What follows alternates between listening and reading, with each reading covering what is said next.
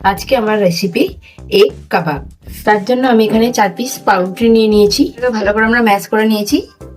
এবার 4টে ডিম আমি এখানে সেদ্ধ করে নিয়েছি। ডিমটাকে আমি গ্রেট করে নেব, এরকম ভাবে ডিমগুলোকে গ্রেট করে নেব।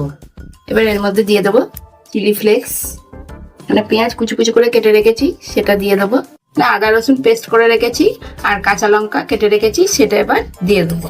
খানিকটা পরিমাণে নুন দিয়ে দেবো, ধনিয়া পাতা কেটে রেখেছি সেটা দিয়ে দেবো, আলু গ্রেট করে রেখেছি সেটা এবার দিয়ে দেবো। সবকিছু ভালো করে এগুলোকে মিশিয়ে নিতে হবে। এগুলোকে আমরা কাবাবের শেপে তৈরি করে নেবো। করে আমরা সবকটা এবার তৈরি করে নেবো। এরকম করে সমস্তগুলো পুরোটাই শেপের আকারে তৈরি করে নিয়েছি। একটা তৈরি হয়ে গেছে। এবার যে ডো গুলো তৈরি করে রেখেছি সেগুলো এক এক করে ব্রেড জ্যামে কোট করবো।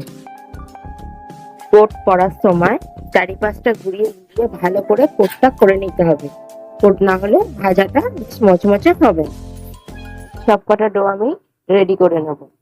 তেলটা আমাদের গরম হয়ে গেছে, এবার আমি এগুলো এক এক করে ভেজে নেব। ব্রাউন কালার করে এরকম ভেজে নেব। রেডি হয়ে গেছে আমাদের এগ কাবাব।